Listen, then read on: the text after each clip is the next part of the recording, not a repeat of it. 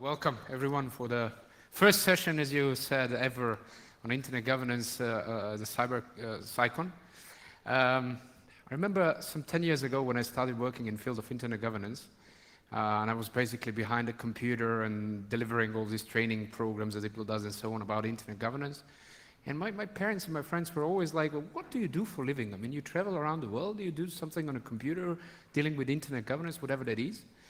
And at some point they kept calling me to fix their printers. Like, you're doing these things with internet things and so on. These days, they more and more call me to ask, like, listen, I have this problem with Facebook privacy things and so on. Okay, now we're there. So it takes some time to explain what internet governance is. And that's what we're going to try to do today and, well, hopefully raise the temperature and open up many of the questions. Now, try to give a zoom out from cybersecurity, which is probably one very important part within a broad political discussion on internet governance. As we started discussing and planning the panel, we figured out that there is going to be a lot of acronyms probably around. And I want to test you to sound the temperature of the room. Would that be the right term? How many of you have heard about ICON? Okay, that's quite a good. You don't have much of a job today. But how many of you have actually participated in ICON meetings? No, that's a different thing. Okay, then the IGF, the Internet Governance Forum, how many of you have heard about IGF? Half of the room. And participated? 2, 3. And then the World Summit on Information Society, WSIS, you've heard about it? More or less. But participated in one of them? Again, the same people, okay. I won't ask about ITU. I guess the International Telecommunication Union is more or less familiar to all of you. Now, before I leave the floor to our distinguished guests, I want to draw your attention on this kind of a mapping of internet governance. We try to visualize in a context of a building under construction, because it is a building under construction. You can see there are a couple of layers, a couple of levels of this building. The first one, bottom one, being infrastructure. And sometimes we discuss a lot of things, but we don't discuss the things related to critical resources of the internet, which is domain names and IP addresses. And that's what we are going to touch upon today with the help of David. Then on the bottom of this very solid infrastructure part, and you can notice maybe this hippie guy. Let's just remember the time and the context in which internet was built. It was built in time of 60s, 70s, hippie movement, Peace Brother stuff, and a lot of trust. No one ever envisaged that the internet is going to be what it is today. So afterwards, after this very solid level, which is infrastructure, we see very shaky levels of legal aspects, cybersecurity as well, development, economic aspects, social, cultural, human rights. All of them are very shaky. That's what internet governance is about. But there is one more important thing that we are going to touch upon with our two other speakers. And you see this, who is building this building under construction? You can hardly even read that many names or acronyms around who is involved. And if you take a look at the bottom now, we have quite a crowd in 2015 of more and more parties getting in, or at least willing to get in, like the Global Conference on Cyberspace, like the Net Mundial Initiative, many, many others. So that's a very crowded space. And the question remains, we've been talking about multi-stakeholderism. What is the model that can help us to have internet governance that works? It's not fragmented, not the governments, not the internet, that the model that works, the multi-stakeholder model that works. Or should it be actually the governments who traditionally have the role of the governance to keep the control over the internet? I'll keep it at that. And I'll start with David. A bit of introduction of ICON, even though I see that people know that. But then there is a lot of things happening within the ICON, and ICON is probably one of the models of multi-stakeholderism, if we can say. David, the floor is yours. Thank you very much, Ron. I'm David Conrad, ICANN CTO. Let's see, there we go. I'm not used to speaking to this sort of audience. I tend to hang out with the IETF geeks So you'll forgive me if I get a little technical. If anyone has any questions or if I am using too many acronyms, Vlad has indicated that he'll whack me upside the head. So, first, before I get into the meat of my talk, I want to talk a little bit about trust. This is the definition that you find in the dictionary about trust: a firm belief in reliability, truthability, or strength of someone or something. And the key words there are belief in someone or something.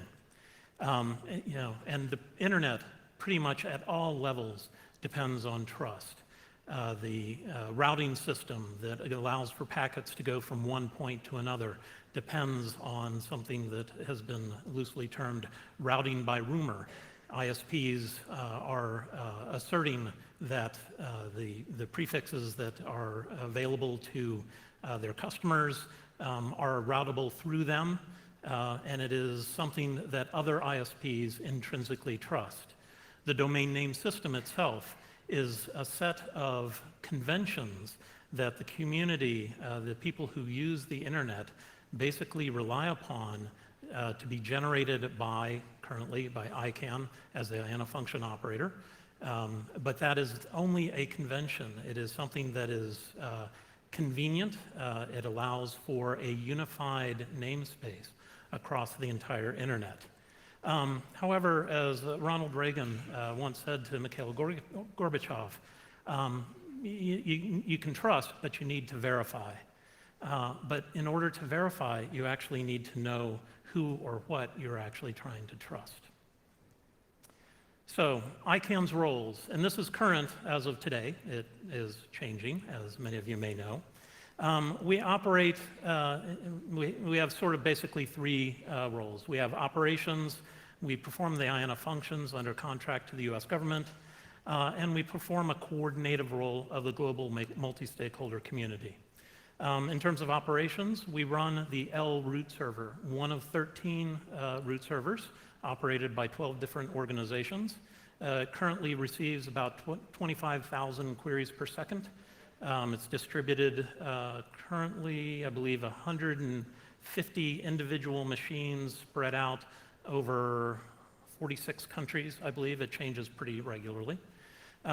We operate the .int registry as part of the IANA functions contract. .int may be familiar to you all as the home of NATO, NATO.int. The .int registry was actually originally created to support NATO. We manage something called the DNSSEC Trust Anchor.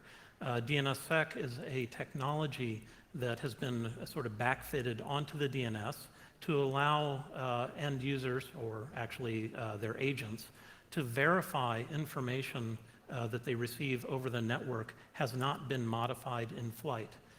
If DNSSEC is not available, then the bad guys can fairly easily spoof a response and give you any data that they would like to redirect you to pretty much anywhere they would like you to go. The IANA functions, there are currently three major functions. We propose changes to top-level domains. TLDs are top-level domains. They're the .com and .us, .ee. We are in the process of deploying about 500 new top-level domains through something called the new GTLD program, G for generic top-level domains. We allocate large blocks of numbers to the regional internet registries. There are 5 of these registries across the globe. The one for serving Europe is RIPE Network Coordination Center based in Amsterdam. And we also manage about 1,500 different protocol parameter registries for the IETF. Protocol parameters are unique values that are assigned in the standardization process. We do this on behalf of the IETF under an agreement with them. In terms of coordination, we implement policies that the global multi-stakeholder community develops through the ICANN policy development process. But those policies are only applicable to the non-country code top-level domains. Country code top-level domains are treated by ICANN as essentially national sovereign. If a country code top-level domain asks us to do something, as long as it technically makes sense, we will go ahead and do it.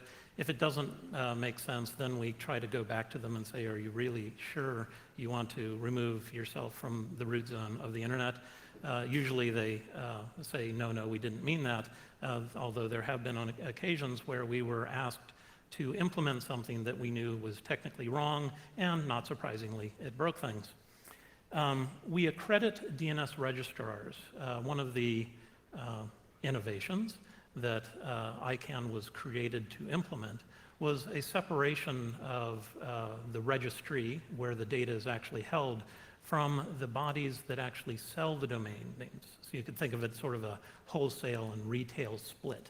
In order for those retailers to provide services, they have to be accredited by ICANN. There is a long drawn-out process with a multi-hundred-page document that you end up having to fill out if you'd like to go that route. We recognize regional internet registries. These are the address allocation bodies, IP addresses, and another set of numbers called autonomous system numbers. There are currently 5 of these. They're sort of continental in scope. They are regional monopolies. So if you are based in Europe, if your ISP rather is based in Europe, you will get service from RIPE-NCC, whereas if your ISP is based in Africa, you will get services from Afrinic. And we also ratify global addressing policies. So the multi-stakeholder communities within the numbering communities develop these addressing policies, how the regional internet registries will be allocating addresses to their members, which are generally internet service providers. And in very rare circumstances, these policies are applicable across the planet, in which case they're forwarded up to ICANN for ratification. So what does ICANN do in the context of cybersecurity? Well, to be honest, not a whole lot. ICANN is mostly non-operational. The only tools we really have are the ability to enforce contracts that the registries and registrars enter into. And the registries that I'm talking about here are only the generic top-level domain registries, folks like .com, .org, .berlin. There are, like I said, about 500 of these. The community defines the policies that ICANN enforces. These policies are implemented by IANA via the IANA Functions contract. The way that generally works is we receive a request from a top-level domain administrator, the folks who run, for example, .ee. We do some technical vetting to make sure the request makes sense. And if it does, we forward it currently onto NTIA for authorization. NTIA ensures that we, ICANN, have followed our processes. That is the only thing we do, only thing they do, sorry. They do not actually care about the content itself. And to be honest, they don't have the technical knowledge within the NTIA office to actually vet any of these requests on a technical basis. But they do verify that ICANN has followed its own processes. And when that is done, the change is then forwarded on to the root zone maintainer, which is currently VeriSign, a US-based company. VeriSign then makes the change to the root zone, pushes out a changed root zone, signs it using a key that's based off the root trust anchor that ICANN maintains, and then pushes that change out to the 13 root servers. Those root servers, as I mentioned, ICANN runs one of them. The L root server, operated by ICANN, is located in 115 countries. That's 46 countries. But there are 3 root servers that are actually operated by non-US companies. One operated by RIPE-NCC in Europe, another operated by an organization in Sweden, and the third operated by a research institute in Japan. So as a result of this, we actually have a very limited role in terms of cybersecurity. What we have been doing within ICANN encouraged by the law enforcement side of the multi-stakeholder community, is to try to facilitate attribution, to try to make it easier to determine who is to be trusted. Yep, and this is a very last slide. It is an eye chart only intended to show the insane complexity associated with the transition. The amount of email, 18,559 email messages, 270 individual meetings that have occurred since the announcement on March 14th. This exercise has been quite elaborate and probably beyond the imagining of the folks who initiated the transition. However, the multi-stakeholder community is definitely engaged in this. And hopefully it is a way that some trust can be restored, if any trust was lost, in the events of the past couple of years regarding how internet governance is actually done. And with that, I'm over time, so my apologies. Thank you, Dave. I think the only acronym that you maybe missed to say is the NTIA, Sorry. Yes. which is basically a part of the Department of Commerce or within the United States. Those from the United States know. Is there any direct clarification needed? We'll get back to questions and comments afterwards. Is there any direct clarification needed from David by any one of you now? Or should we move on? I'll take it as we can move on, or they're too confused, but we'll get back to that as well. Okay, we're moving to the second part, which goes a little bit away, or still stays within the bottom level of this building, but rather moves into the partnership, or who is in charge and who should be, how can this model work? What's the relation between the governments and maybe other stakeholders?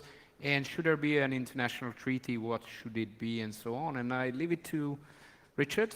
Your 10 minutes, Richard. Let's get rid of this stuff. How many of you are involved directly in the defense of your country, either directly in the military or in a company that's working directly with the military? Almost everybody. That's what I thought. Now, how many of you could actually ensure your mission if the civilian infrastructure got completely wiped out through a cyber attack? Don't raise your hands. I'm sure that's classified information.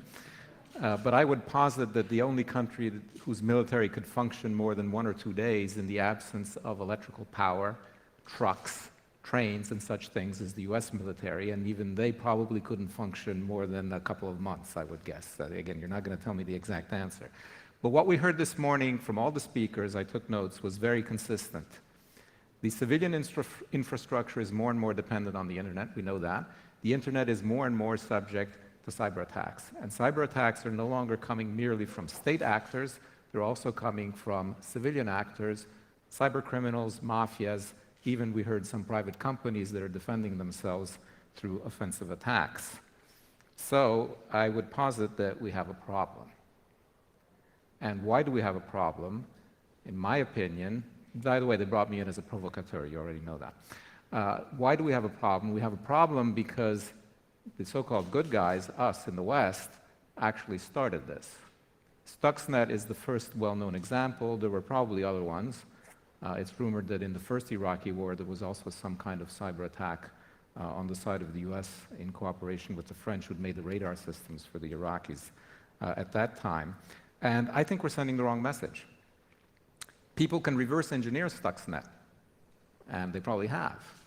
And once you see what you can do with such attacks, then you get ideas.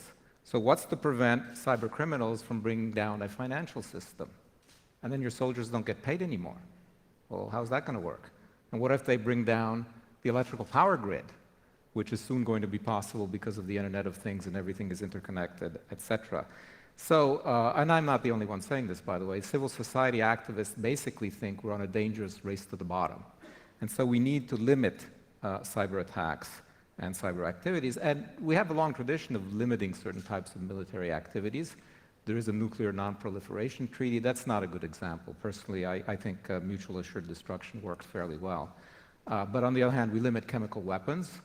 Now, some people will say, well, yeah, but that's because they weren't very effective as military weapons, so it was fairly easy to limit them. True, but still, we did limit them. And as you all know, there are some limits on certain types of munitions. You can't shoot certain types of bullets at people. We've all agreed not to do that. And there are also some countries that have signed up to limit the use of certain kinds of mines and other anti-personnel weapons. So it is possible to negotiate agreements to limit things. And there are areas of the world which are demilitarized, like Antarctica and outer space. So one could think of demilitarizing the internet, or at least limiting certain types of activity. Now, how is that done? Well, that's done, as we heard, by cooperation. We heard everybody this morning said we need cooperation. Well, how do you cooperate in this area? Well, either you do a treaty, but that's very difficult, as we know. It's very difficult to get 192 countries to agree to a treaty, or 93, I forget how many there are exactly in the UN now, a little bit more than that. It's 193 in the ITU. But you can have agreements in zones, so certainly it'd be easier to get agreement within NATO, for example. You can have bilaterals, and you can have non-binding resolutions. You can have things which are less complicated than treaties because they don't have to go to national parliaments. Now, I'm going to be very controversial and say that, as Colonel Suzik said, we need to revisit things because otherwise it might collapse. Well, actually, I think it has collapsed. We are in a state of cyber war, not in the classical definition of cyber war, of course. The classical definition of cyber war, and I've had long discussion with Anne-Marie about that, is attacks that reach the level of physical violence of conventional war. But war is also used figuratively, right? We have the war on drugs, we have economic warfare, we have the war on terror, and there's just a book out, which I like to quote by Powers and Jablonski, The Real Cyber War, the internet or cyberspace being used to achieve geopolitical and geoeconomic goals. Many countries, in fact, I would probably posit all countries, are making war on their own citizens through mass surveillance. Because that's what you're doing, right? You're saying, we don't trust anybody here, so we're going to collect all this data, and we're going to analyze it just in case there are a couple terrorists floating around. Terrorism, as we know it in the West, is basically violent criminal activity. Well, there's lots of other violent criminal activity. Does anybody think here that mass surveillance would be an effective means to stop bank robberies? No. Why not? Because there are not that many bank robbers out there. So there's no point in surveilling everybody to pick out this 0.01%. But guess what? In most countries, there are a lot more bank robbers than there are terrorists. So why does anybody think that this is a useful thing to do? And by the way, I don't criticize the NSA. The NSA is only doing what its master told it to do. Its master, in this case, being the US Congress and then the US President. NSA is simply doing what the political system told it to do. The problem is at the political system. So I realize you don't necessarily want to go back and lobby the political system, but to the extent that you go back home and you vote, or you talk to voters, I think you should keep this in mind. We're giving a very bad message. We're saying the state cannot trust its own citizen. Worse, some states, and it's just not just the US has been the most open about it, they're surveilling their non-citizens. So I'm not a US citizen anymore, and so I'm surveilled by the US, and it's legal. Admiral Rogers was perfectly right. The US takes the view that if you're not a US citizen and you're not physically in the US, they can surveil you, and they don't need a court order. That's the law in the US. I think that's a strange law. I think we have to change that. And the other type of cyber attacks we're getting is the one that we know about. We've mentioned specific things from cyber criminals, et cetera, coming from a lack of security. So what we need to do is improve cooperation. And as I mentioned, one of the ways to do that is a treaty. And now I'll focus, and I'll be right on time. The formal version of this speech, by the way, is in the very nice book you got. I commend it highly because it has my article in it, of course. That is in your folder, and my speech is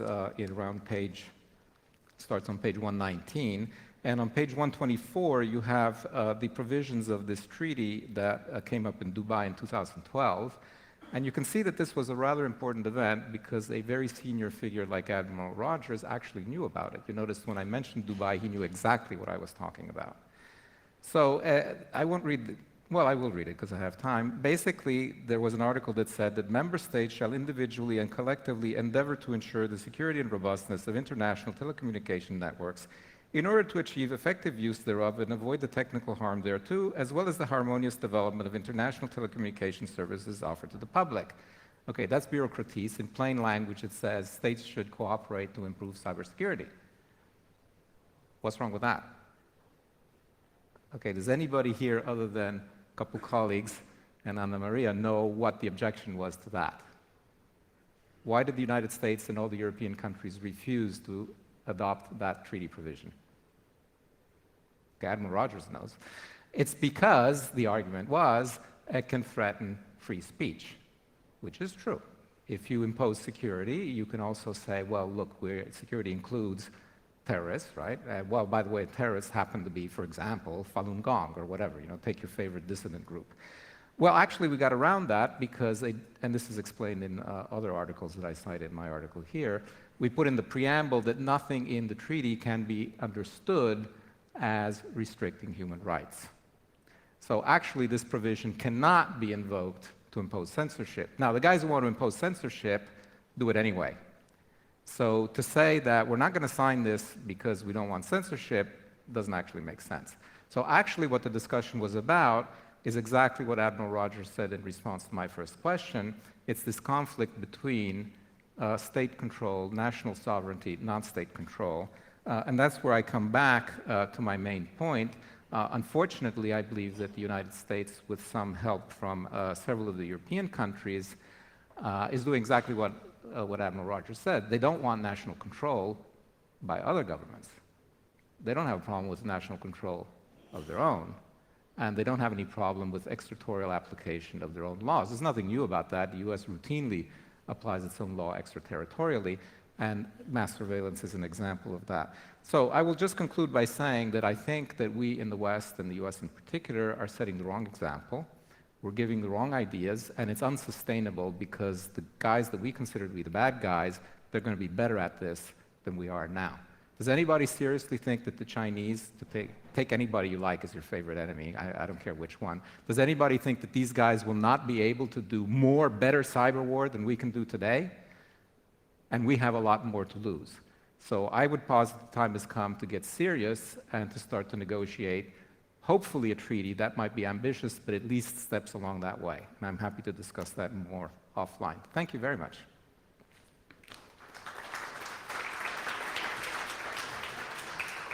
Thank you, Richard. I'm not sure if I should now ask the audience if there is any need for clarification or we'll leave it for later. But if there is a need for clarification, otherwise we move on to discussions afterwards. Moving on to, or keeping in a way, in discussion about surveillance as well, but touching upon the sovereignty or the idea of protecting the own spaces in cyberspace.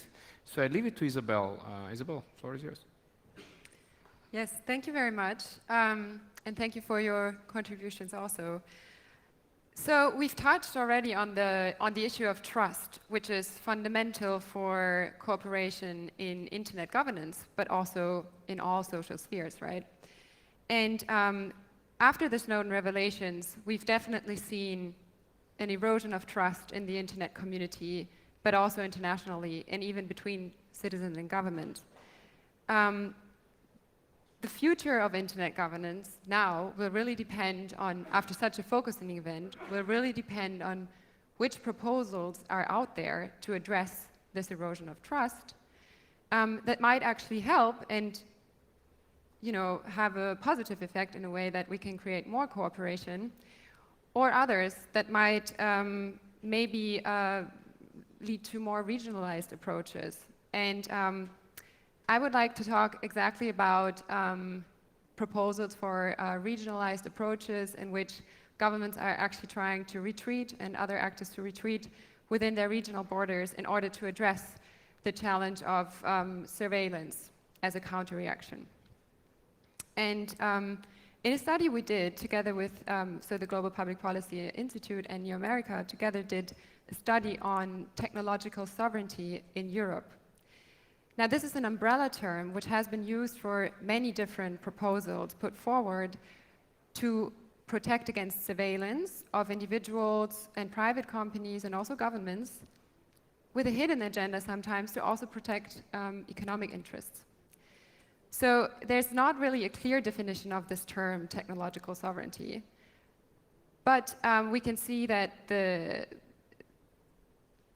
range, like the measures that have been proposed under this term range from technical measures such as data localization measures or having new undersea cables that might not bypass the US, that might not pass through the US, towards domestic protection of hardware and software, but also data protection legislation in Europe or international no-spy agreements.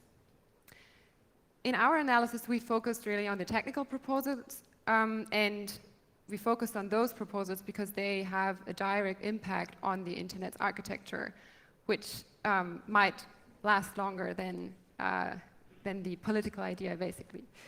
So we came to the conclusion that actually most of those proposals don't protect against surveillance, and they often have unintended side effects depending on how they're implemented. They might, in fact, even threaten the open and distributed architecture of the Internet, and might also endanger some of the economic benefits that the Internet offers. As an example, I would like to talk a little bit about data localization. So data localization is a new phenomenon that governments have been advocating around the world to keep, to confine data flows and also store data of their own citizens, mostly, within their own geographical borders. We've seen in Germany the proposals for so-called Schengen routing, localized routing, so that the data of people located in the Schengen zone and interacting in the Schengen zone over the Internet should by no means cross the US or the UK because it could be surveilled.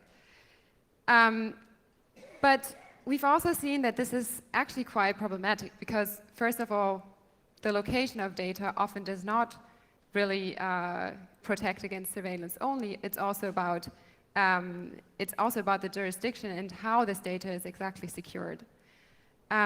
Moreover, this would require that ISPs presumably would change their routing tables. But if this is mandated by governments, this is really an intrusive act, actually, in the Internet architecture, which needs to be discussed with a lot more stakeholders than just governments. So there have also been other proposals in terms of localization for the localization of hard and software manufacturing within Europe, and to create a strong European industry that is protected from competitors outside of Europe, namely the US or also Asia. And there has been an idea, for example, to produce an IT Airbus, thinking of the famous example of having, a strong competitor, a French-German competitor to Boeing.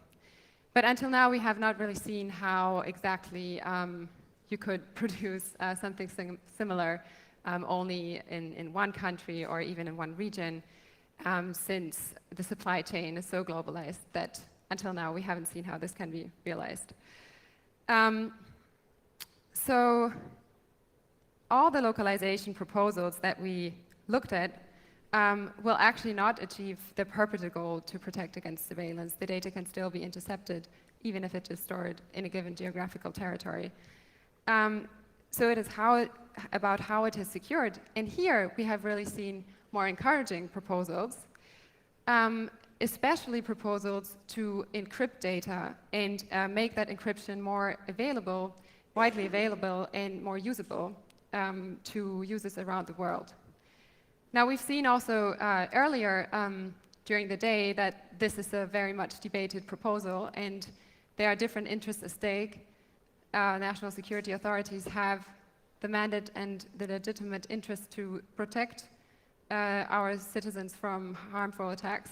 But we can maybe discuss that later. Here it's really about if the data needs to be secure, this is the only proposal that will really work from the proposals that we've examined. So there have also been a number of other proposals that relate, for example, to the strengthening of data protection in Europe. And the data protection regulation right now is still being negotiated, as you might know. There are some controversial articles in there, but this might be actually a positive development to achieve data protection in a less technical, less intrusive way. But we'll have to wait. We've also seen that on the international level, Germany, for example, with Brazil, has pushed for resolutions, a UN resolution for the protection of the right to privacy internationally. And that has been quite successful because those two resolutions were adopted 2013 and 2014. So we can see that actually legal norms will emerge, and that might be something we can deem more towards the positive cooperation side. And those proposals adopt a very rights-based approach, contrary to reorienting towards local platforms and services, which until now has not really proven to be very effective. Probably in the future we will see a little bit of both of those scenarios. We will see the continuation of fragmentation, which has always been there, also before claims for technological sovereignty arose, and also other areas of more cooperation, such as for the ICANN-IANA transition. But fortunately, we've seen that, at least in Europe, in the European debate, the political traction for proposals of data localization actually is very low now. So policymakers have recognized this will not really help us. There have been a lot of critical reporting in the media about these proposals, and so we'll not get a Schengen internet and also not get a Schengen cloud.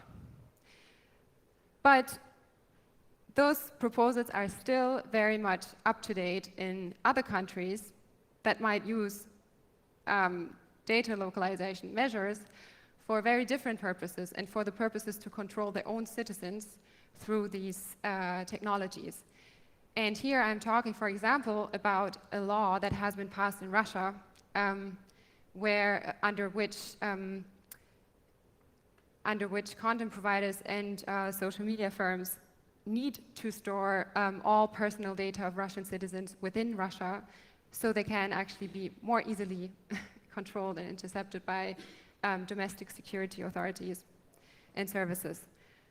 So to sum up here, our research has shown that there will always be, especially in internet governance, situations of exogenous shocks and focusing events which will produce distrust among the community and go beyond that internet community also.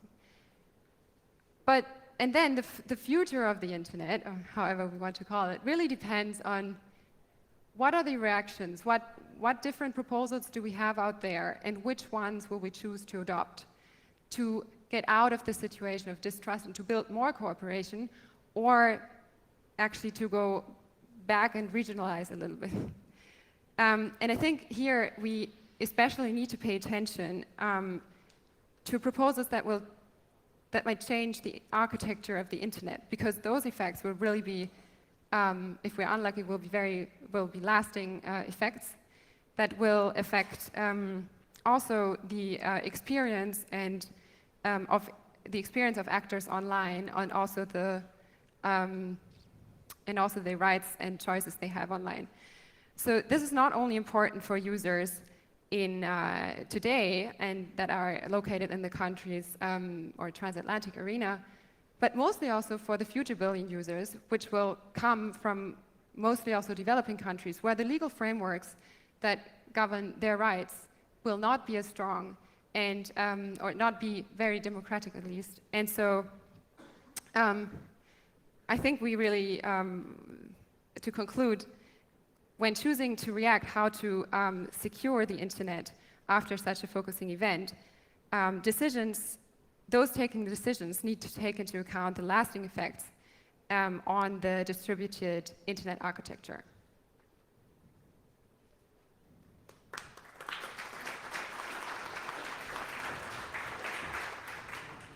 Thank you, Isabel. Seems like it's even more complex than we started with.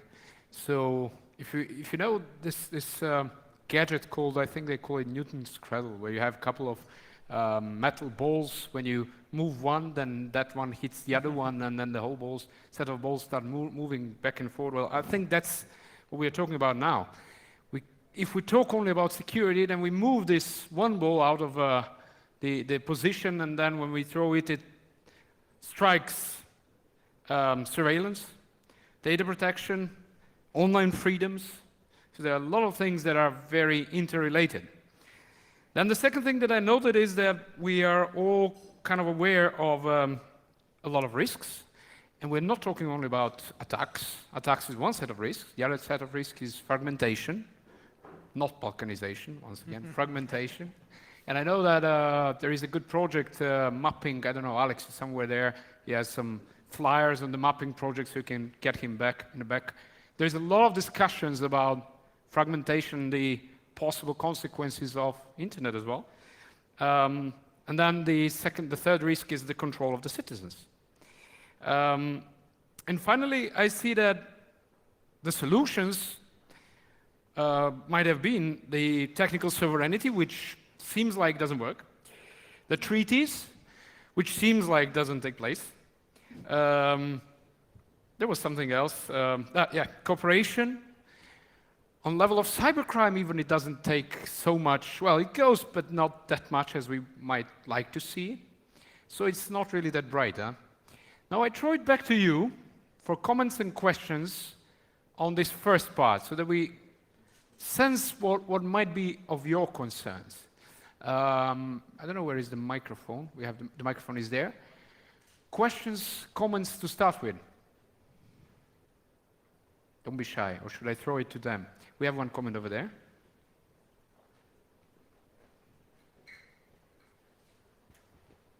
Thank you. My name is Lodewijk van Zwieten. I'm a prosecutor in the Netherlands dealing with cybercrime cases. Well, concerning the last presentation, that got me thinking that probably, from my perspective, law enforcement perspective, data localization will probably compound to the difficulties that we already have when it comes to jurisdictional issues in cybercrime cases. And I, for one, am quite happy to hear that it didn't get too much traction. I was wondering if thoughts are already shifting then towards another paradigm whereby you don't focus or you don't establish your jurisdiction based on the location where the data is stored, but perhaps based on the location where the user or the owner of that data is residing. Would that make more sense when it comes to establishing jurisdiction? Thank you. I will leave it to Isabel maybe first, and then First Isabel. or you want to pass it on, two of them. So if I understand correctly, you were saying as an alternative approach to data localization, we could choose an approach and look at where the user is located, right? Yes, I think that's also one of the approaches right now in the data protection regulation, which is a different field, obviously, from cybercrime. But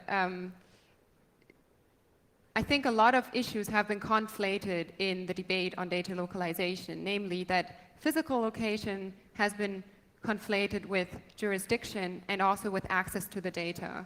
So if we are thinking about a server that is hosting infrastructure as a service and data from other from users, we could imagine that it will be difficult to determine really, where is the user, where is the company located, and that in the end will get us to the problem of mutual legal assistance treaties, which definitely need to be reformed.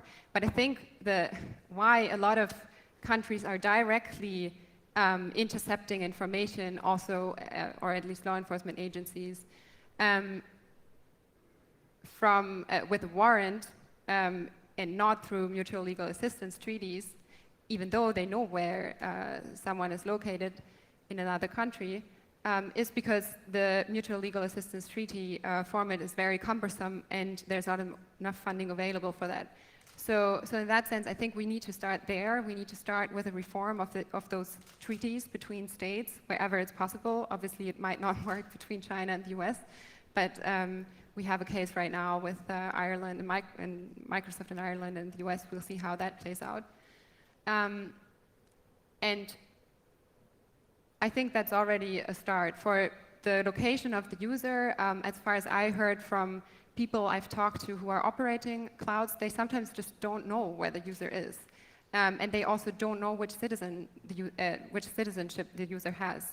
So there's a lot of practical problems, and if they get, let's say, hundreds of requests per day, they don't have the resources, at least someone from Microsoft told me that they don't have the resources to actually address all of those and find out where the user is exactly and which citizenship it has.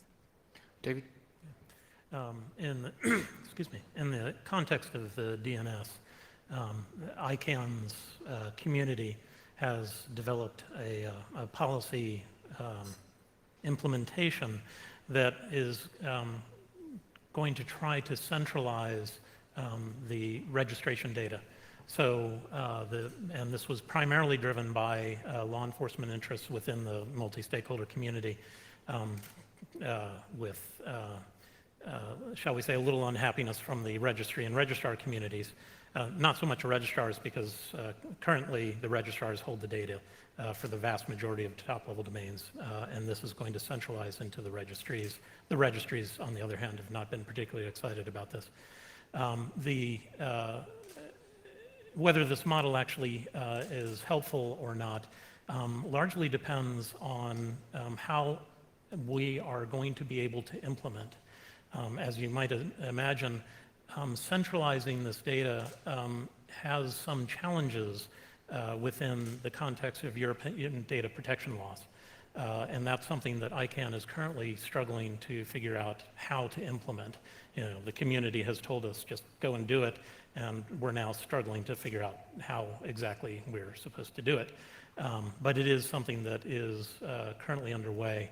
I would, if you have views or interests in this area, I would strongly encourage participation, particularly within the context of the law enforcement subgroup of the Government Advisory Committee within ICANN. Thanks. Richard? Yes, from my point of view as civil society activist, we're very clear. Data belongs to the user. And should be controlled by the user. So I think that matches what we've heard both from law enforcement and from Isabel. Now, the problem is that we know that many things are transnational on the internet. That's normal. It was designed to do that. And by the way, it wasn't the first transnational system.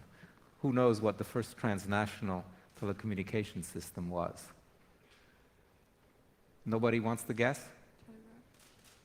Telegraph? Of course, telegraphy. And that led to the creation of the ITU in 1865. Why? Well, because there were some issues to be solved. The first one was technical protocols to allow interconnectivity. The second one is precisely what we're discussing now. What level of protection should be agreed internationally on freedom of speech versus monitoring? And the ITU Constitution since 1865 has had a provision on secrecy of telecommunications, meaning privacy and restrictions on intercept. The language is so weak now that it doesn't have any practical effect, but it shows this idea was there. And the third thing that was in the ITU Constitution of 1865 was billing arrangements, which we're not going to talk about here, but I'm happy to talk about that if anybody wants to open that up. So these are fundamental things that have always been around, but of course the stakes are much higher now, because with telegraphy you only had offices interconnected, not 3 billion and soon we hope 6 billion or even 8 billion people. So we're missing, it from my point of view, a sufficient density of legal norms. How many people here are lawyers or know something about the law? Okay, not too many. So the idea of the density of the law is into how much detail you go. The Constitution is very vague, and then you have laws, and you have regulations and interpretations of the courts. So right now we have insufficient density of the legal system to cope with these questions, and that's the problem. If you go to the MLATs, it takes forever to get some kind of response. So it's nice to say, yeah, it's the jurisdiction of the owner of the data, but in practice, how's that going to work? But to me, that doesn't argue for a national system. It simply says, wait a minute, we need to develop more international norms. And yes, the UN system is slow, but that's okay. I think laws have to develop slowly in response to reality and not come out of the sky based on not understanding what's going on. So I think that if we let the regular system work properly and use things like the Hague Conference and the UNCITRAL Conference and even the ITU, although it's not appropriate for cybercrime, then we could make progress. And the Budapest Convention, I think most of us would agree, is a very useful step in that direction. Then I just want to say a word on the data localization. I agree with Isabel. Data localization in practice will not protect you because any number of organizations, including non-state actors, will be able to penetrate whatever level of security you have and get your data. But there is a difference. If my data is stored locally in Switzerland, then it's illegal for anybody, including the NSA, to come get it in Switzerland. Whereas if my data is stored in the US, it's perfectly legal for the NSA and any number of other people, depending on how they do it, to get at the data. So there is a big difference. Now, some people say to me, yeah, you're always talking about laws, but laws don't work. Well, yeah, sure. They never work 100%. We have speed limits. We have prohibitions on selling alcohol to young people. Here it seems to be 21, which is a rather high age. Do they work 100%? No. Are they better than not having the laws? Yes. So you should accept that certain principles we want to codify in laws, even if we know that they don't work 100%. So I would argue that data localization is not necessarily a bad thing. It depends on how you do it and the reasons you're doing it for. And of course, I agree with you. Some states want to do that because they want to control their citizens and not for noble aims. But we shouldn't conflate everything. David? So one of the major challenges that I see with using legal regimes to try to enforce norms across the internet is the question of attribution. One of the benefits and challenges of the internet is that it gives the ability for anyone to be an actor in ways that are greatly magnified to what they would be able to do as an individual. Admiral Rogers made the analogy with the law of the sea. And part of the challenge that I see with attempting to apply legal regimes into the context of the internet is similar to having a law of the sea where any anonymous 13-year-old can deploy a Trident-class submarine fully loaded. The result of this is that legal analyses and legal mechanisms by which actors are attempted to be constrained will always be at a disadvantage because you can't figure out who the actual actor is with 100% certainty by which you can apply legal remedies. So while I am in favor of developing norms and mechanisms by which the internet can be made more safe or more secure, the challenge is how exactly can you implement that in an environment where you have no idea who it is attacking you. Or if you do have an idea, there is always a doubt whether it is that entity attacking you or that entity is a mere proxy for someone else. Mm-hmm. Yeah, I'd like to respond to the to your comment on data localization. And sure, I think that there are laws which obviously don't allow communications of national citizens to be intercepted. But first of all, we need to ask, when it comes to data localization, we need to ask, in my opinion, who implements these measures? Is it the ISP, just voluntarily, peering, for example, with other ISPs, so that it peers with a lot of national ISPs, and so the internet traffic naturally will flow nationally? Or will it be the government that is mandating ISPs to change their routing tables and then force them, more or less, to have the traffic localized? So I think there's one big difference here, and that we need to acknowledge also, and that's also maybe a difference if we are talking about the Chinese internet or the Iranian or the Russian internet from the internet in Germany, let's say. But then there's a second point I want to make, and it's actually a very current topic, because right now in Germany, which where I am from, and where the debate of the NSA revelations has always been very big, very negative towards the NSA, and many people were disappointed by what has been ongoing. We have now found that actually that actually our own intelligence service will collect data from our main internet exchange point in Germany, which is routing now, I think, more than 90% of inner German traffic. And I think for me, that is really the proof for why localization does not help against surveillance, because we have a bigger problem here, which is that our own intelligence service is legally, under, well, at least that's what it said, it's not yet clear, but perfectly legally intercepting that data. And so in that sense, data localization can make access to data that is routed or stored within the country even easier. And so that's one of the concerns I have when I think about these proposals. That one can probably say, this is your problem now. Yeah. I mean, it says, if it is a global problem, that's all of us. If it is in Germany, that's your problem. Take it care. So it might be better that way. Well, we're working on it. Depends how you do it. Okay, questions over there. In the back. Just introduce yourself, please. Rob Morgus from New America. I actually helped Isabel write the paper that she has presented on. But I also see a couple of problems with your argument, Mr. Hill. First of all, espionage is illegal in every country. The NSA is not bound by Swiss law. It's bound by American law. And 12333 is arguably more accepting of data collection than 202. And there's an argument to be made that the data stored in the US is actually less accessible to the NSA legally than the data stored abroad.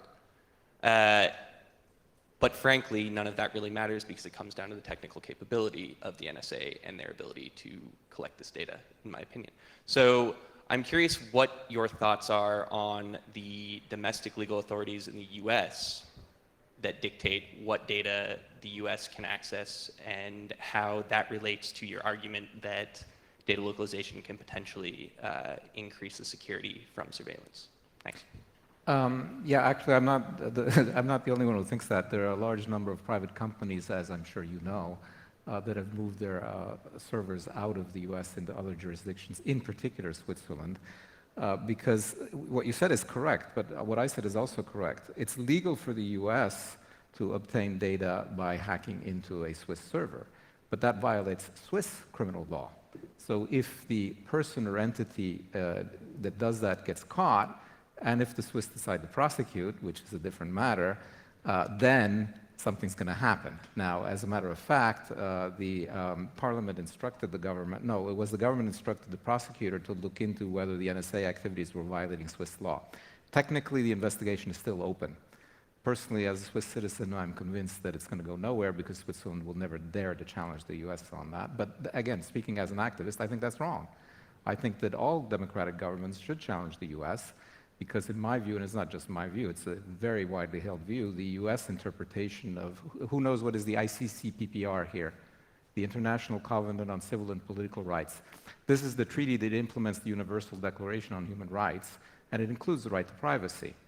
But at the preamble, it basically says that states agree to enforce these rights within their own territory. And so the US, this is not an interpretation, this is a formal statement from the US sent to the Human Rights Committee. The US takes the view that its obligations are confined to US persons. A US person is somebody who's physically in the US or who is a US citizen. And they interpret the ICCPPR as not imposing any obligations under international law to non-US persons. Now, most everybody else thinks this is a totally absurd interpretation of a fundamental human right treaty. And so my concern is that the US is actually violating international human rights law. Worse, you're giving the wrong idea, because now suppose everybody applies this. Well, let's take Switzerland, and the Swiss can say, okay, so the US believes that it can do anything it wants to Swiss people because they're not protected by the ICCPPR. But wait a minute, I'm Switzerland.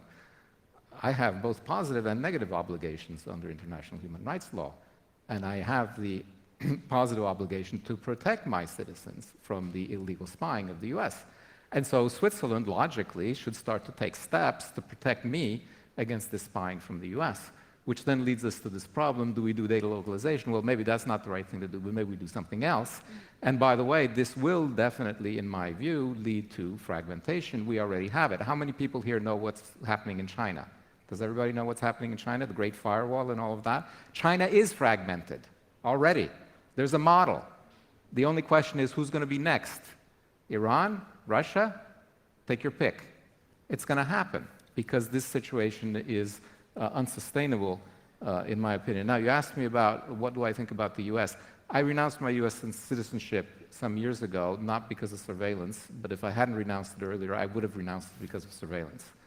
It's, to me, shocking and extremely disappointing that in the United States, the entire debate is restricted to whether or not we should better protect the US persons and restrict the spying ability of the NSA with respect to US persons, and there is absolutely no discussion of non-US persons. So I do not exist. I have no rights, and I don't think that is correct, sir. Thank you, Richard. I think when we touch upon fragmentation, we probably should be aware of different levels of how that can happen.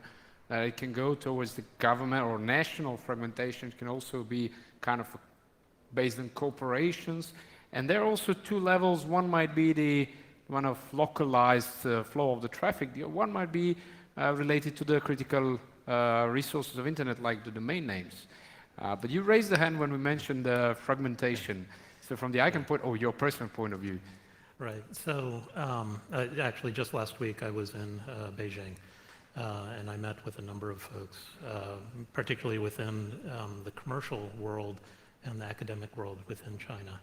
And there is currently within China, from a outsider, very definitely an outsider's perspective, it appears that there is a bit of a battle going on between the commercial entities, many of which have, at this point, more money than God, and the academic world, who are primarily interested in showing the world that China has the technical acumen to work with the internet community in the globe as a whole. And a more conservative, almost exclusively governmental side that is trying to ensure that the, shall we say, the scary bits of the internet do not intrude upon the calm peacefulness of the Chinese people. At this stage, it's unclear to me who is going to win this battle. One of the arguments that my colleagues and friends in China have been making to me with regards to the transition of IANA stewardship is that it is absolutely critical for their side to see that there is forward motion to remove the US government's unique role, even if they understand that that role is largely symbolic. That operationally the role of the US government in at least what ICANN does is largely superficial. The implication of the governmental side winning is a increase in fragmentation, a partitioning of the Chinese internet to a greater extent than occurs now. But the commercial side of folks within China have made the argument that that is strangling the goose that laid the golden egg. The value that the IPOs of Baidu and Tencent have been driven have been largely because investors see a tremendous opportunity for growth, not just within mainland China, but also throughout the world for those companies. So the commercial folks are arguing very strenuously that fragmentation must be avoided at all costs. This applies in pretty much any country that has some form of free market. In my experience in traveling a bit, I've noticed that the countries that have the more robust markets tend to vastly favor a reduction as great as possible in the limitations on content flows that occur across the internet. So again, this is another area in which I see regulation, particularly a top-down regulation that's imposed through multilateral organizations, is not necessarily being a positive influence, because invariably these multilateral agreements tend to focus on sort of the least common denominator, that which can get through the various multilateral processes, and as a result are often subject to wild interpretations, whatever the government deems is in their best interest. So personally, I believe that a more laissez-faire type approach, a mechanism that allows commercial entities the ability to innovate as necessary, will likely have a more positive effect in encouraging even countries like China to loosen the bindings that are holding back the various companies within their economy from gaining even greater market share.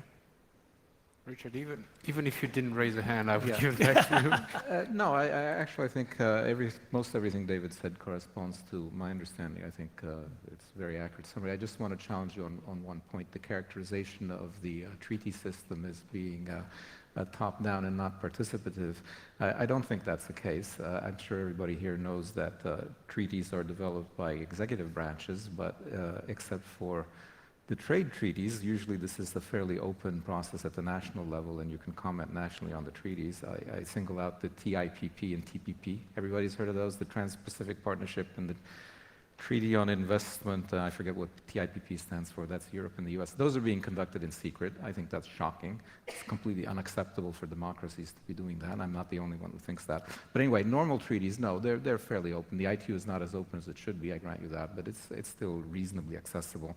Any person, including me or David, can join their national delegation, in my case the Swiss delegation, and get access to the documents. But more importantly, the treaties are ratified by parliaments. And parliaments, at least in democratic countries, are the representatives of the people. So in the end, treaties are very much subject to democratic control. And in fact, we have the great example of ACTA. Everybody remember ACTA, the trademark thing? That was scuttled by the European Parliament and probably would have also failed in the US Parliament at the end. So I don't agree that somehow these treaties, there are 5 people in a smoky room that come up with something and shove it down everybody's throat. That's not a correct characterization of the international treaty-making process. And I'll quote Lessing, code is law. Now, to some extent, some of the things that are developed either technologically in the standardization body, IETF, or even ITU, to the extent that it does certain standards, or let's take the contractual framework of ICANN. Everybody know what is the UDRP?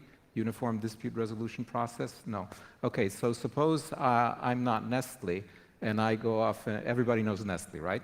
And I go off, or let's take Microsoft since they were here. Suppose I'm not Microsoft, and I go out and register the domain name microsoftsucks.com, or microsoft2.com. I can do that. Probably it's only going to cost me $6. And then the question is, well, wait a minute, am I allowed to do that or not? Am I violating their trademark rights? Well, ICANN has a special procedure to do that, called the UDRP, which I think is actually a great procedure. I'm one of the arbitrators there. Maybe I'm a little bit biased. But on the whole, everybody thinks this is working well. But that was imposed through contractual mechanisms by ICANN. It was a semi-bottom-up process. I was actually participating in that process. There were a fair amount of consultations. They took place in WIPO. Largely, and then they were enacted through basically fiat of the US government, which I think in that case was a reasonable thing to do. But the point is it actually didn't go through democratic control processes because it wasn't a WIPO treaty. It was an informal consultation in WIPO, and then the US kind of said, okay, ICANN, when you're created, that was one of the reasons ICANN was created, by the way, when you're created, you're going to do this. And so ICANN went off and did it. So which is the more bottom-up, participative, democratic process? I mean, you can tell what I think. We can disagree and still be friends. Good. Yeah, Isabel. Yeah, but I would challenge that a little bit. When you're talking about negotiating a treaty, which then has to be ratified in most cases by domestic parliaments, of course we have the representatives of the people, the national representatives in the room that will discuss this. But whether they have the technical capacity to understand, and whether there are actually diplomats that have the technical capacity to understand what exactly they are ratifying, is a different question. And this is why I think, especially when we're talking about regulation of internet issues or cyberspace more generally, we cannot only talk about governments and maybe democratic processes, because they have to involve at least the stakeholders that do design the technical frameworks we are using, because those technical frameworks will constrain us in our actions. And as you just said, also, you know, quotas law, we will act within these frameworks that will be designed. And if there's not enough technical expertise, maybe we need to find a new way to bring together this technical expertise and the democratic processes, in my opinion, which happens successfully in some cases, but not so much, I think, yet in the ITU. Maybe otherwise, I'd be interested of how they are solving the problem. And because as far as I know, they are more consulted, and the other stakeholders are consulted in ITU processes. Well, the IT is rather complicated. No, but you get at the heart of the matter. And by the way, that's a problem at the national level, too. I'm sure you all saw in the news that the French legislator just had the seemingly brilliant idea of putting in an extremely draconian surveillance law. It looks like what's in the Patriot Act is child play compared to what they did in France. And they were even open about it. There's a piece of the law that says, and by the way, we're not just doing this to protect against terrorism, et cetera, we're also doing it for economic purposes. So at least they're honest about it. They give themselves the right to spy on competitors to Airbus. Wow, the democratic state. So we have that problem, and it's probably not implementable, et cetera, at national level. Again, remember what Churchill said. Democracy is a terrible system, except that it's better than any available, or it's the least worst system, I think is the exact quote from Churchill. So the problem is, yes, we do have limitations and issues with democracy.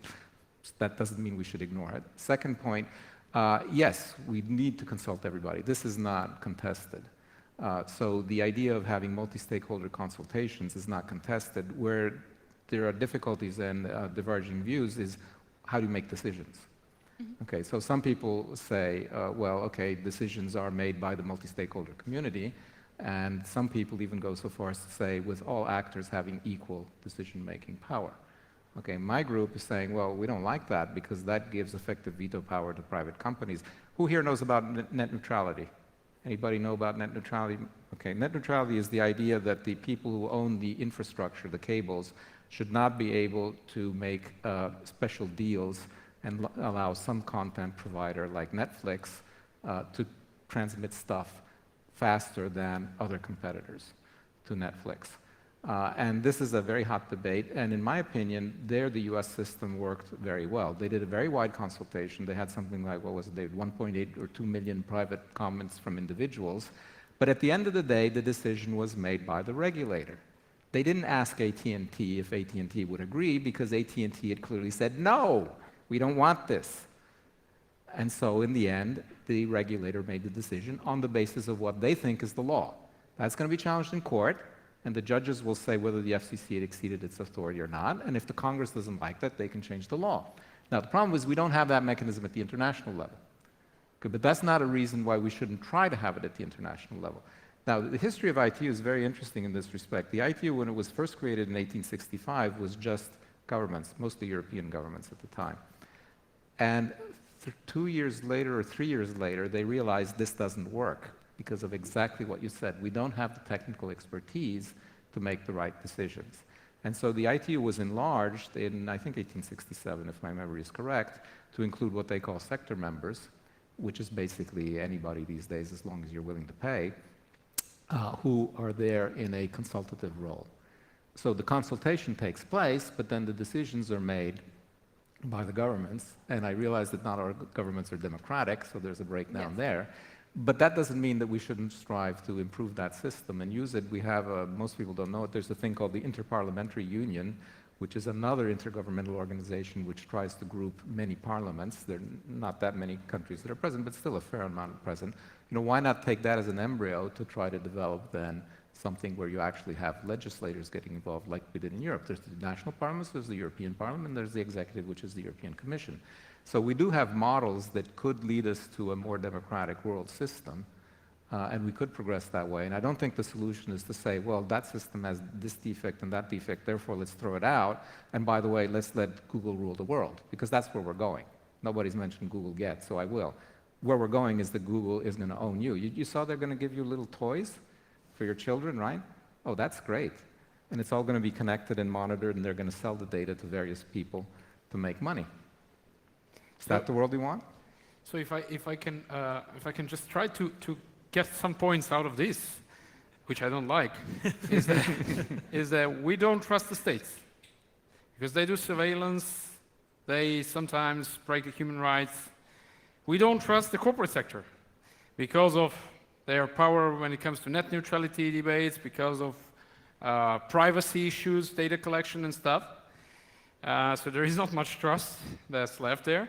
And the question is basically, Isabel, you opened it. On one hand, David said that the legal system probably is not enough. You gave some examples that it can work, but you said it cannot be enough because it's hard sometimes to do the enforcement. And as Isabel said, there is a lack of capacity for bringing the laws in the right way currently. But then there is no system for multi-stakeholders to decide, to bring decisions, and there's a question if there should be one.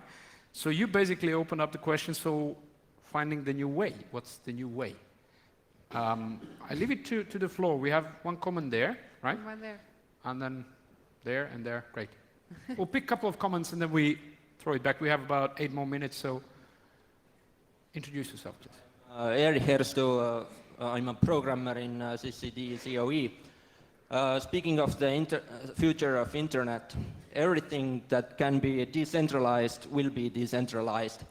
And we already have decentralized domain name system, decentralized virtual currencies, and we are going to have distributed autonomous anonymous organizations. Yet we have not discussed much about these possibilities. For example, decentralized anonymous organizations don't care about politics or legal issues at all, but they can exist very well.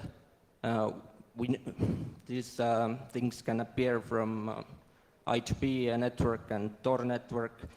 They're based, if you know anything about Bitcoin, it's the same peer-to-peer technology. Distributed, decentralized marketplaces are also in the making. They all solve the problems that currently are in the legal space because they evade it. They evade these problems. You can't force anything there. So what's your comment on that?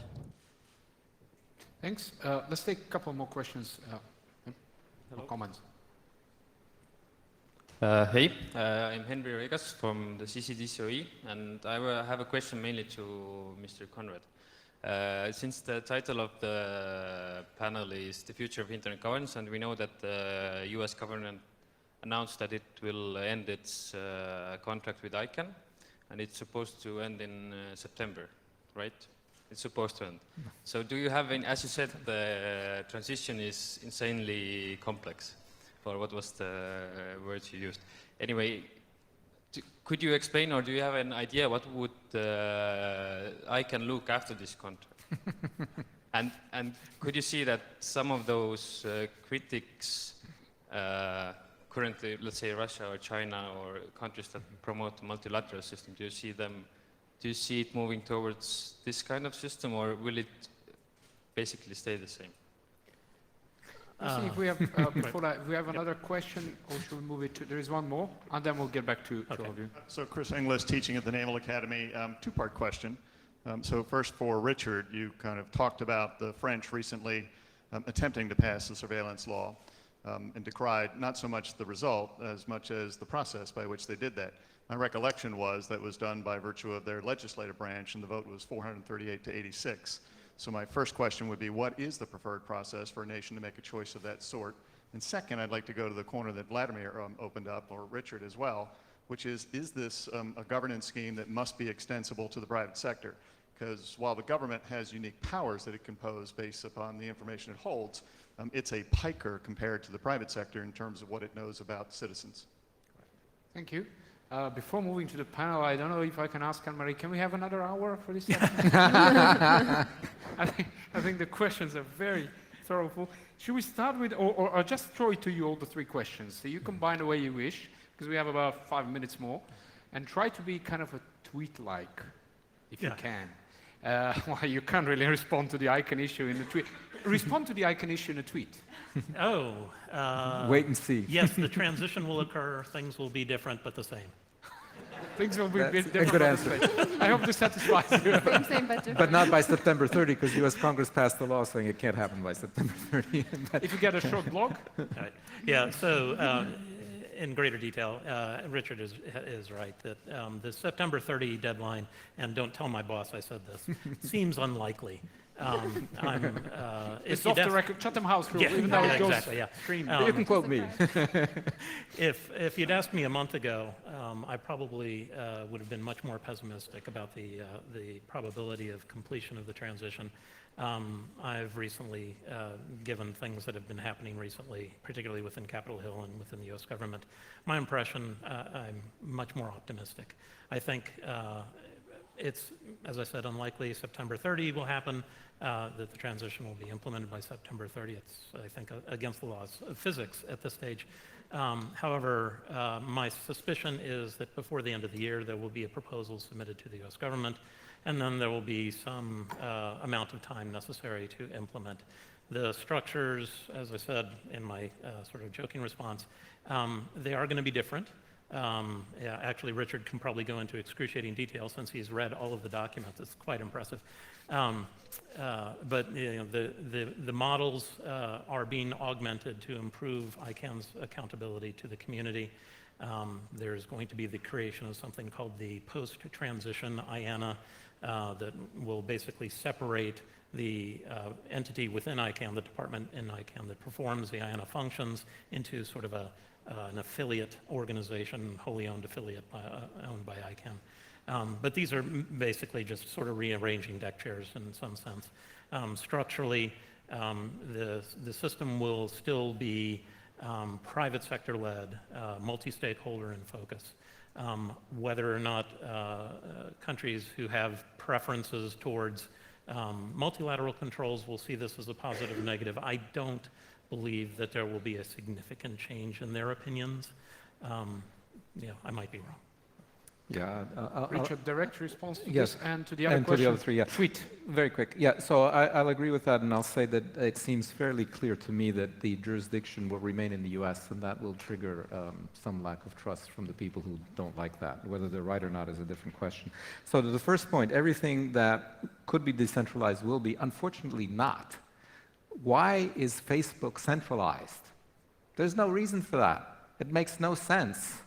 It's a complete aberration until you think of economics. So I'll just say 3 words: economies of scale and network effects. And that's why actually everything that can be centralized is. The internet today is frighteningly centralized, not at the infrastructure level, but at the application level. How many alternatives are to music, to what's it called? I don't use it. iTunes, right? 1, 2. What's number 2 after Twitter outside of China? In China, there's number 1, but there's no number 2. There isn't any. So I agree. It should be decentralized. That's one of the things we're pushing for. And we need frameworks which encourage decentralization. The French law, yeah, the parliament got it wrong. I mean, democracies make mistakes. I can point to stupid things that the Swiss did also, even though they have popular vote. Still, it's the least worst system, and hopefully the French will correct their aberration in due course. And yes, the more important thing is to rein in the private companies. You know, we all accept safety standards for airlines, for cars, for pharmaceuticals. Let's take pharmaceuticals. It wasn't always that way. Who's heard of snake oil as a term of art? Okay, snake oil was unregulated medicine that was freely sold in many countries, in particular the US, until sometime in the mid-19th century, because you could go around and say, this wonderful thing will cure everything and get money. Well, we can't do that anymore. Why can't we do that anymore? So it all has to do with economics, because we recognize that consumers cannot have adequate information to do this. So do we want regulation that stifles innovation? No. We actually want regulation that encourages innovation. So we want regulation that prevents Google from being the the monopolist of information, search engines, et cetera, advertising, and so on and so forth, and we're not getting it yet. That's a whole other 2-hour discussion. Thanks a lot. This watch is irritating. Isabel, your last tweet with regards to decentralization, especially if you want the others, but this one. Well, I would just like to answer on the decentralization question again. I think decentralization is really the way to go for many technologies because it builds on the distributed structures of the internet, and it's exactly opposed to the fragmentation of the internet into centralized nodes, basically. So yeah, I very much appreciate those technologies. I think that we should also, and this is maybe something to think about later, we should also have a thought about IPv6 addresses and the scarcity of IP addresses, because looking at decentralization of the web and so many new devices coming online, we don't have enough IP addresses to connect them all to the internet, and especially not in developing countries that are actually running out of IP addresses, which poses multiple problems. And if we adopted more of them, if we adopted them at a large scale, we'd be actually able to communicate directly with each other, whereas now there are so many intermediaries and points of centralized control that will always bundle the information that I think this is a crucial point when we're talking about decentralization of structures as well. Thank you, Isabel. I hope you're confused, because that was the point of the session, just to try to open up all the questions and get the picture, the much bigger, broader picture of complex issues which are very related to cybersecurity. I thank you all for your patience and your questions and comments, and I thank to the panelists and Anne-Marie for hosting it. Should I ask for an applause, or you will? You will. Final words. Just really congratulations to the panel. So many interesting ideas. At least I've got 4 ideas for next CyCon for different sessions. So very well done. And also on behalf of our conference, here is the conference gift. Since we tackled a lot the issue of surveillance, I think this is really fitting. So thank you again, and great applause to the panelists, to the moderator, and to the audience. Thank you. Thank you.